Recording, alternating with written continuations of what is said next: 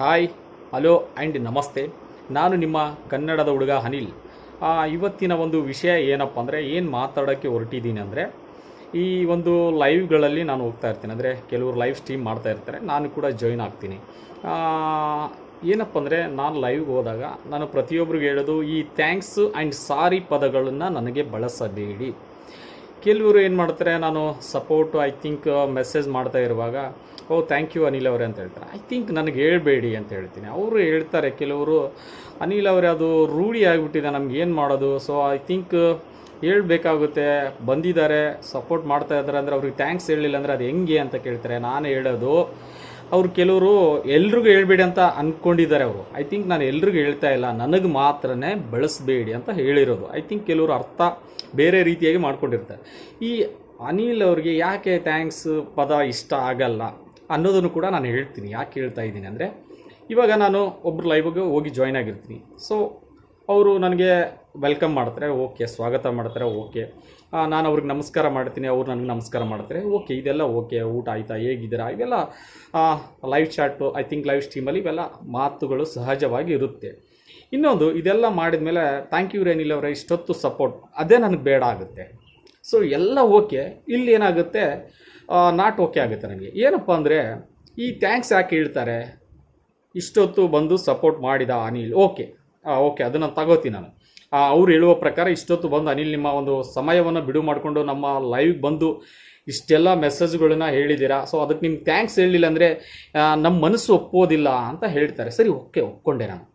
So ಈ thanks ಹೇಳುವ ಬದಲು ಏನು ಹೇಳ್ತಾ ಇದ್ದೀನಿ ಅಂದರೆ, ನಾನು ಸೊ ನಿಮ್ಮದು ಚಾನಲ್ ಇದೆ, ನಾನು ನಿಮಗೆ ಬೆಂಬಲ ಮಾಡ್ತಾ ಇದ್ದೀನಿ. ಸೊ ನನ್ನ ಚಾನಲ್ಗೆ ನೀವು ಬಂದು ಬೆಂಬಲ ಮಾಡಿದರೆ ಸಾಕು.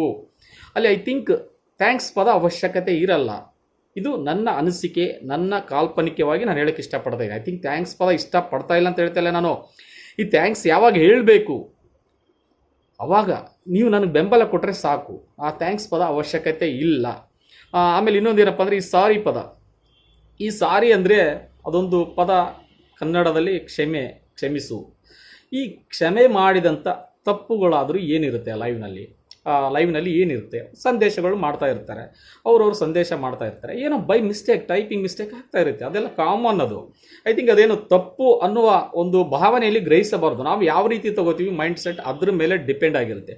ಈ ತಪ್ಪು ಮಾಡಿರುವಂಥ ಕ್ಷಮೆ ಕೇಳುವಂಥದ್ದು ಒಂದು ಅರ್ಥ ಇದೆ, ಅದಕ್ಕೂ ಕೂಡ. ಯಾವಾಗ ಕ್ಷಮೆ ಕೇಳಬೇಕು, ಯಾವಾಗ ಥ್ಯಾಂಕ್ಸ್ ಹೇಳಬೇಕು, ಅವು ಎರಡಕ್ಕೂ ಕೂಡ ನಾನು ಹೇಳ್ತೀನಿ, ಇವಾಗ ಮುಂದೆ ಹೇಳ್ತೀನಿ. ಇನ್ನೊಂದೇನಪ್ಪ ಅಂದರೆ, ಆ ಸಾರಿ ಪದಗಳನ್ನು ಕೂಡ ನನಗೆ ಬಳಕೆ ಮಾಡಿಬಿಡಿ. ಯಾವಾಗ ಈ ಥ್ಯಾಂಕ್ಸ್ ಸಾರಿ ಪದಗಳು ನನಗೆ ಎಲ್ಲಿ ಜಾಸ್ತಿ ಆಗುತ್ತೋ ಅಂಥ ಲೈವ್ಗಳಲ್ಲಿ ನಾನು ಇರಲ್ಲ. ನಾನು ಓಪನ್ ಆಗಿ ಹೇಳ್ತಾ ಇದ್ದೀನಿ, ನನ್ನ ವಿಡಿಯೋ ಮುಖಾಂತರನೇ ಅದನ್ನು ತಿಳಿಸ್ತಾ ಇದ್ದೀನಿ. ಈ ಲೈವ್ಗಳಲ್ಲಿ ಏನಾದರೂ ಈ ಥ್ಯಾಂಕ್ಸ್ ಸಾರಿ ಪದ ಅನ್ನೋದು ಇಷ್ಟಪಡದೇ ಇರೋ ಹುಡುಗ ಏನಾದರೂ ಇದೆ, ಅದುವೇ ಕನ್ನಡದ ಹುಡುಗ ಅನಿಲ್ ಅಂತ ಹೇಳೋಕ್ಕೆ ಇಷ್ಟಪಡ್ತೀನಿ ನಾನು ಲೈವ್ ಮೂಲಕವಾಗಿ. ಸೊ ಮೊದಲ ಬಾರಿಗೆ ನಾನು ಈ ಥ್ಯಾಂಕ್ಸ್ ಸಾರಿ ಪದಗಳನ್ನು ತುಂಬ ದಿನಗಳಿಂದ, ತುಂಬ ವರ್ಷಗಳಿಂದ ನಾನು ಇದನ್ನು ದೂರ ಮಾಡ್ತಾ ಬಂದಿದ್ದೀನಿ. ಐ ಥಿಂಕ್ ನನ್ನ ಲೋಕದಲ್ಲಿ, ನನ್ನ ಕಾಲ್ಪನಿಕವಾಗಿ ಹೇಳೋಕ್ಕೆ ಇಷ್ಟಪಡ್ತಾ ಇದ್ದೀನಿ. ಸೊ ಕೆಲವ್ರಿಗೆ ಇಷ್ಟ ಆಗುತ್ತೆ, ಥ್ಯಾಂಕ್ಸ್ ಹೇಳಿಲ್ಲ ಅಂದರೆ ಹೆಂಗ್ರಿ, ನಾವು ಇಷ್ಟೊತ್ತು ಪ್ರೋತ್ಸಾಹ ಕೊಟ್ಟಿದ್ದೀರಿ, ಓಕೆ, ಅವ್ರಿಗೆ ಹೇಳಿ, ಥ್ಯಾಂಕ್ಸ್ ಹೇಳೋರಿಗೆ ಥ್ಯಾಂಕ್ಸ್ ಹೇಳಿ, ಸಾರಿ ಕೇಳೋರಿಗೆ ಸಾರಿ ಕೇಳ್ಕೊಳ್ಳಿ. ಆದರೆ ಈ ಅನಿಲ್ಗೆ ಸಾರಿ ಕೇಳಿಬಿಡಿ, ಥ್ಯಾಂಕ್ಸ್ ಹೇಳೋಕ್ಕೆ ಹೋಗ್ಬಿಡಿ. ಸರಿ, ಇಷ್ಟು ಒಂದು ಪಾಯಿಂಟ್ ಆಯಿತು ಒಂದು ಕಡೆಯಿಂದ. ಇನ್ನೊಂದೇನಪ್ಪ ಅಂದರೆ, ಈ ಸಾರಿ ಕೇಳ್ತಾರೆ. ಸಾರಿ ಕೇಳುವಂಥದ್ದು ಏನು ಮಾತಾಡಿರ್ತೀರ ನೀವು, ಏನು ಮಾತಾಡಿದ್ದೀರಾ, ಏನು ಇಲ್ವಲ್ಲ. ನಮ್ಮ ಸಂದೇಶಗಳನ್ನ ರೀಡ್ ಮಾಡ್ತೀರಾ, ಆಮೇಲೆ ಇನ್ನೊಂದು ಏನಪ್ಪ ಅಂದರೆ ಸ್ಕಿಪ್ ಆಗಿರುತ್ತೆ ಅಷ್ಟೇ. ಸ್ಕಿಪ್ ಆಗಿದ್ದಕ್ಕೆ ಸಾರಿ ಕೇಳೋ ಅವಶ್ಯಕತೆ ಇಲ್ಲ. ಸೊ ವಿಶೇಷವಾಗಿ ನನ್ನ ಮೆಸೇಜ್ಗಳಿಗೆ ನೀವು ಬೇರೆ ಯಾರ ಮೆಸೇಜ್ಗಳು ಸ್ಕಿಪ್ ಮಾಡಿದ್ರೆ ಅವ್ರಿಗೆ ಸಾರಿ ಕೇಳ್ಕೊಳ್ಳಿ, ಆದರೆ ನನಗೆ ಹೇಳ್ತಾ ಇದ್ದೀನಿ.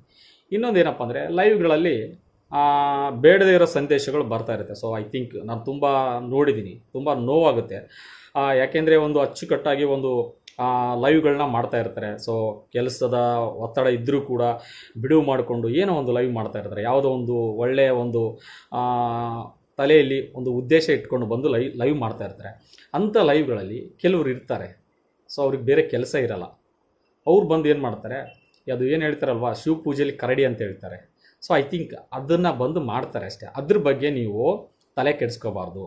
ಫಸ್ಟ್ ಅದನ್ನು ಸ್ಕಿಪ್ ಮಾಡಬೇಕು. ಅಂಥ ಮೆಸೇಜ್ಗಳನ್ನ ನೀವು ಸ್ಕಿಪ್ ಮಾಡಿ. ಐ ಥಿಂಕ್ ಒಳ್ಳೆಯ ಸಂದೇಶಗಳನ್ನು ಸ್ಕಿಪ್ ಮಾಡಬೇಡಿ, ಅದನ್ನು ಹೈಲೈಟಾಗಿ ಓದಿ, ಚೆನ್ನಾಗಿ ಓದಿ. ಸೊ ಎಲ್ರಿಗೂ ಅರ್ಥ ಆಗುವ ರೀತಿಯಲ್ಲಿ ಓದಿ. ಸೊ ಕಳಿಸಿದಂಥ ವ್ಯಕ್ತಿಗೂ ಕೂಡ ಖುಷಿಯಾಗುತ್ತೆ. ಅದು ಬಿಟ್ಟು ಬೇಡದೇವರ ಮೆಸೇಜ್ ಬಗ್ಗೆ ಈ ತಲೆ ಕೆಡಿಸ್ಕೊಂಡು ಐ ಥಿಂಕ್ ಕಣ್ಣೀರು ಹಾಕೋದು ಇವೆಲ್ಲ ಯಾಕೆ? ಕಣ್ಣೀರು ಯಾವಾಗ ಹಾಕಬೇಕು? ಬೇಡದಿರೋ ಸಂದೇಶಗಳಿಗೆ ಕಳಿಸಿದರೆ ಅದಕ್ಕೆಲ್ಲ ಕಣ್ಣೀರು ಹಾಕಬಾರ್ದು. ಸೊ ಅವರಿಗೆ ಕಣ್ಣೀರು ಹಾಕಿಸುವ ರೀತಿಯಲ್ಲಿ ನೀವು ಇನ್ನೂ ಚೆನ್ನಾಗಿ ಲೈವ್ ಮಾಡಬೇಕು. ಆ ಒಂದು ದೃಢ ನಿರ್ಧಾರ ಸೊ ನಿಮ್ಮಲ್ಲಿ ಇರಬೇಕು ಅಂತ ಹೇಳೋಕ್ಕೆ ಇಷ್ಟಪಡ್ತೀನಿ ನಾನು ವಿಡಿಯೋ ಮುಖಾಂತರವಾಗಿ. ಐ ಥಿಂಕ್ ಅಂಥ ವಿಷಯಕ್ಕೆಲ್ಲ ನಾವು ನಮ್ಮ ಮೈಂಡನ್ನು ಹಾಳು ಮಾಡ್ಕೋಬಾರ್ದು. ಸೊ ಐ ಥಿಂಕ್ ತಲೆ ಕೆಡಿಸ್ಕೊಳ್ಳಿ, ಕಣ್ಣೀರು ಹಾಕಿ, ನಮ್ಮ ಕುಟುಂಬದ ಬಗ್ಗೆ, ನಮ್ಮ ಕುಟುಂಬದ ಹಿತರಕ್ಷಣೆ ಬಗ್ಗೆ ನಾವು ಕಾಪಾಡಿಕೊಳ್ಳೋಣ. ಐ ಥಿಂಕ್ ಬೇಡದಿರೋ ಸಂದೇಶಗಳ ಬಗ್ಗೆ ನಾನು ಇಲ್ಲಿ ಜಾಸ್ತಿ ಹೊತ್ತು ಮಾತಾಡೋಕ್ಕಿಲ್ಲ. ಐ ಥಿಂಕ್ ಅದ್ರ ಬಗ್ಗೆ ನಾನು ಯಾವತ್ತೂ ಕೂಡ ತಲೆ ಕೆಡಿಸ್ಕೊಳ್ಳಲ್ಲ. ಐ ಥಿಂಕ್ ಬೇಡದೇ ಇರೋದು ಇದ್ದೇ ಇರುತ್ತೆ. ಐ ಥಿಂಕ್ ಕಸ ಕಡ್ಡಿ ಎಲ್ಲ ಇರುತ್ತೆ. ಐ ಥಿಂಕ್ ಅದನ್ನೇ ಸ್ವಚ್ಛ ಮಾಡಬೇಕಾಗಿದೆ. ಸೊ ಒಳ್ಳೆಯ ವಾತಾವರಣ ಸೃಷ್ಟಿ ನಿಮ್ಮೆಲ್ಲರ ಹೊಣೆ ಅಂತ ಹೇಳೋಕ್ಕೆ ಇಷ್ಟಪಡ್ತೀನಿ. ಒಬ್ಬರಿಂದ ಇದಲ್ಲ, ಎಲ್ಲರೂ ಪ್ರಯತ್ನ ಪಡಬೇಕಂತ ಹೇಳೋಕ್ಕೆ ಇಷ್ಟಪಡ್ತೀನಿ ಪ್ರತಿಯೊಬ್ಬರು. ಇನ್ನೊಂದು ಏನಪ್ಪ ಅಂದರೆ ಈ ಸಾರಿ ಥ್ಯಾಂಕ್ಸ್ ಒಳ್ಳೆಯ ಒಂದು ಸಹಾಯ ಮಾಡಿರ್ತಾರೆ, ತುಂಬ ಹೆಲ್ಪ್. ಸೊ ಕಷ್ಟ ಕಾಲಕ್ಕೆ ದೇವರು ಬಂದಂಗೆ ಬಂದ ಅಂತ ಹೇಳ್ತಾರೆ ನೋಡಿ. ಐ ಥಿಂಕ್ ದೇವರು ಬಂದಂಗೆ ಬಂದ ಈ ವ್ಯಕ್ತಿ ಅಂಥ ಒಂದು ಕೆಲಸ ಏನಾದರೂ ಸಹಾಯ ಮಾಡಿದರೆ ಅಂಥ ವ್ಯಕ್ತಿಗಳಿಗೆ ಸಹಾಯ ಅವಾಗ ಥ್ಯಾಂಕ್ಸ್ ಹೇಳಿ, ಕೃತಜ್ಞತೆ ಹೇಳಿ ಅಂತ ಹೇಳೋಕ್ಕೆ ಇಷ್ಟಪಡ್ತೀನಿ. ಆಮೇಲೆ ಇನ್ನೊಂದು ಸಾರಿ, ಯಾವ ಒಬ್ಬ ವ್ಯಕ್ತಿ ಮೋಸ ಮಾಡಿರ್ತಾನೆ, ಐ ಥಿಂಕ್ ಏನೋ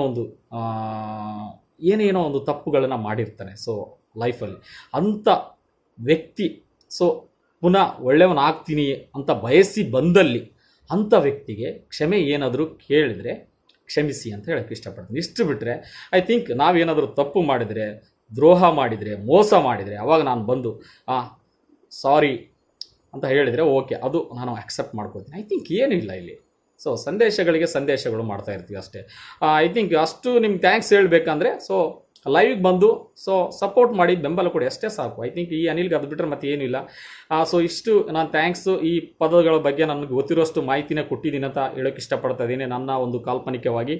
ಮತ್ತು ಇನ್ನೊಂದು ಏನಪ್ಪ ಅಂದರೆ ನಾನೊಬ್ಬ ದಡ್ಡ, ನನಗೇನು ಗೊತ್ತಿಲ್ಲದೆ ಏನಾದರೂ ಮಾತಾಡಿದರೆ ತಿಳಿಸಿ. ಕಮೆಂಟ್ಸ್ ಬಾಕ್ಸ್ ಇದೆ. ಸೊ ಐ ಥಿಂಕ್ ಅದರಲ್ಲಿ ಯಾಕೆ ಅಂತ ಹೇಳೋಕ್ಕೆ ಇಷ್ಟಪಡ್ತೀನಿ. ಈ ವಿಡಿಯೋ ನಿಮಗೆ ಇಷ್ಟ ಆದರೆ, ಅಂದರೆ ನಾನು ಮಾಡಿದ ಒಂದು ವಿಡಿಯೋ ನಿಮಗೆ ಇಷ್ಟ ಆದರೆ ಒಂದು ಪಕ್ಕದಲ್ಲಿರುವ ಲೈಕ್ ಇದೆ, ಆ ಲೈಕನ್ನು ಕೊಡಿ. ಸೊ ಇಷ್ಟ ಆಗಿಲ್ಲ ಅಂದರೆ ಡಿಸ್ಲೈಕ್ ಅಂತಲೂ ಕೂಡ ಇದೆ. ಸೊ ಯಾಕೆ ಇಷ್ಟ ಆಗಿಲ್ಲ ಅಂತ ಕಮೆಂಟ್ಸ್ ಬಾಕ್ಸು ಕೂಡ ಇದೆ.